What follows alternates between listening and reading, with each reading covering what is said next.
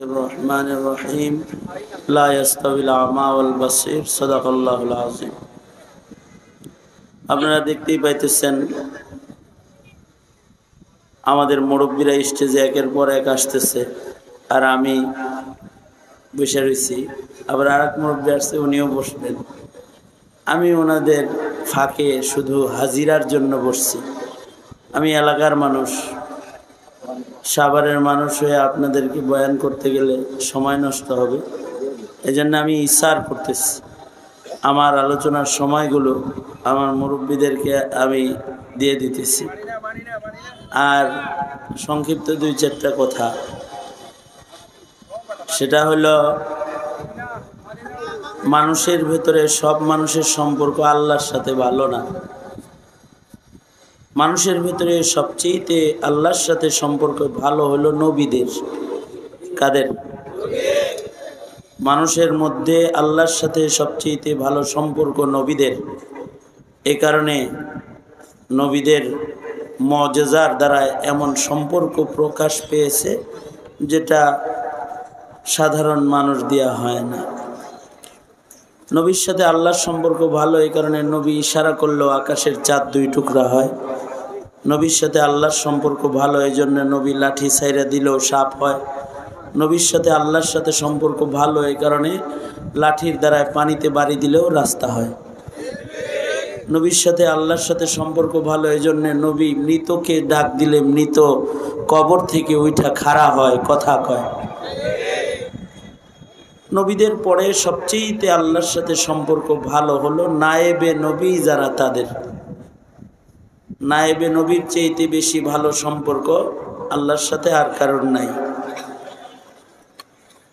নায়েবে নবী এই দুনিয়াতে একমাত্র উম্মতে মুহাম্মাদীকে দান করা হয়েছে উলামায়ে কেরাম। পৃথিবীর কোন নবীর নায়েব ছিল না, আমাদের নবীজিরই নায়েব আছে উলামায়ে কেরাম। সুতরাং আল্লাহর সাথে সম্পর্ক নায়েবে নবীর ভালো না ইঞ্জিনিয়ারের ভালো? নায়েবে নবীর ভালো না ডাক্তার সাহেবের ভালো? নায়েবে নবীর সম্পর্ক আল্লাহর সাথে বেশি ভালো নাকি সাধারণ মুমিনের আল্লাহর সাথে সম্পর্ক ভালো? আল্লাহর রসুল বলেন, সাহাবীরা তোমাদের ভেতরে আমি যেমন, সাধারণ মুমিনদের ভেতরে আলেমে দ্বীন তেমন। ফজলুল আলিমি আলাল আবিদি কা ফজলি আলা আদনাকুম। এ কারণে যাদের সম্পর্ক সরকারের সাথে ভালো, তারা নায়েবে নবীকেও সম্মান করবে, নায়েবে নবীর ইত্তেবা করবে। নায়েবে নবীর সম্পর্ক তাদের সরকারের সাথে ভালো। সরকারের সাথে সম্পর্ক ভালো হইলে সফলতা না, দিল্লির সাথে সম্পর্ক ভালো হইলে এটা সফলতা না, আল্লাহর সাথে সম্পর্ক ভালো হইলে এটা হলো সফলতা। ইবাদতের মাধ্যমে মানুষের আল্লাহর সাথে সম্পর্ক ভালো হয়। শেখ হাসিনাও অনেক ইবাদত করত, 70 রাকাত নামাজ পড়ত, ইশরাকের নামাজ পর্যন্ত জয়নামাজে বসে থাকত, পট্টি পড়ত, এই হাতা লম্বা হাতার জামা পরত, হজ উমরা করত, আর প্রতি উপজেলায় আল্লাহর ঘর করছে। মডেল মসজিদ আমাদের সাভারও একটা আছে। বোঝা যায় আল্লাহর সাথে সম্পর্ক খুব ভালো, এটা প্রকাশ করত। কিন্তু মুনাফিকের মতন, মুনাফিকরা নবীর পিছে নামাজ পড়তো কিন্তু সম্পর্ক ছিল ইহুদির সাথে। মুনাফিকরা রাসূলের মজলিসে বসে থাকতো, পাগড়ি পরতো, লম্বা দাড়ি ছিল, বুজুর্গের বেশে চলতো। হাসিনার ঠিক সেম ভাব ধরছিল মুসলমানের কাছে বুজুর্গের, রাবেয়া বসরির। কিন্তু আল্লাহর সাথে যাদের সম্পর্ক ভালো তাদের জেলখানায় দিয়েছে, আর শয়তানের সাথে যে নাস্তিকগুলোর সম্পর্ক ওগুলোকে সংসদে পাঠিয়েছে। নেক আমল যারা করে তাদের উপর অত্যাচার করেছে। অভিনেতা নর্তকীদেরকে সংসদে সম্মানের আসন প্রদান করেছে। জাতি ছেড়ে দেয় নেই, শেষ বেলায় যার লগে খাতির ভালো তার ঘরে যায় শুয়ে রয়েছে। সুতরাং মুমিনের সফলতা হবে আল্লাহর সাথে সম্পর্ক গড়ার মাধ্যমে।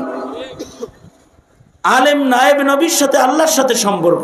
সুতরাং আলেম ওলামারা কোনো কারোর তোয়াক্কা করে না, ভারতের তোয়াক্কাও করে না, আমেরিকার তোয়াক্কাও করে না। কোনো পরাশক্তির তোয়াক্কা করে না। সুতরাং তালেবানে ইলমে নবুয়ত যারা ইলমে দিন শিখে নায়েবে নবী হতে চলেছ, তোমাদের মেজাজ হবে কারোর কাছে মাথা নত না, একমাত্র আল্লাহর কাছে মাথা নত করো, আর কারোর সাথে মাথা নত করে। যে কোনো তাগুতি শক্তির বিরুদ্ধে আমরা দাঁড়িয়ে যেতে পারি, কারণ আমরা মরলে শহীদ, বাঁচলে গাজী। সকল পরাশক্তিকে জানিয়ে দাও আমরা কারোর সাথে আপোষ করে চলি না, তোরা আমাদের সাথে আপোষ করে চলবি।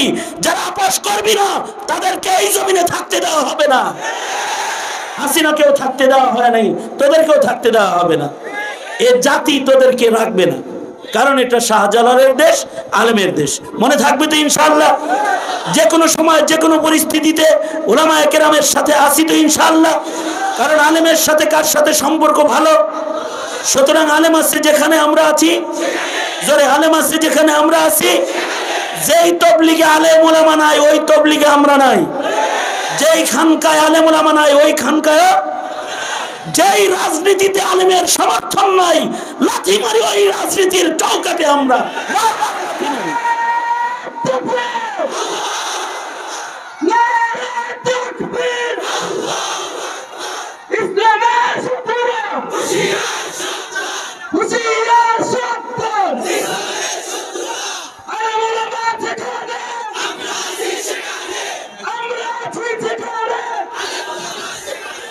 লাস্ট এন্ড ফিনিশিং কথা, এইটা আমার শেষ কথা, এটা শেষ কথা, সময় নাই, এটা শেষ কথা, সময় নেই। শেষ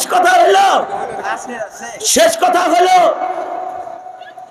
যারা দিল্লিতে যায় বয়ে রয়েছেন, যারা আপাতত চিল্লায় গেছেন, সালে গেছেন, বিদেশ চলে গেছেন, যারা ট্রান্সজেন্ডার পরিয়ে নিজেরা এখন মহিলা হয়ে ঘরে বন্দী হয়েছেন, বাইরে বোরকা পরে বের হন যারা, তাদেরকে বলবো গোপন হইলেও তওবাটা করে আলাম।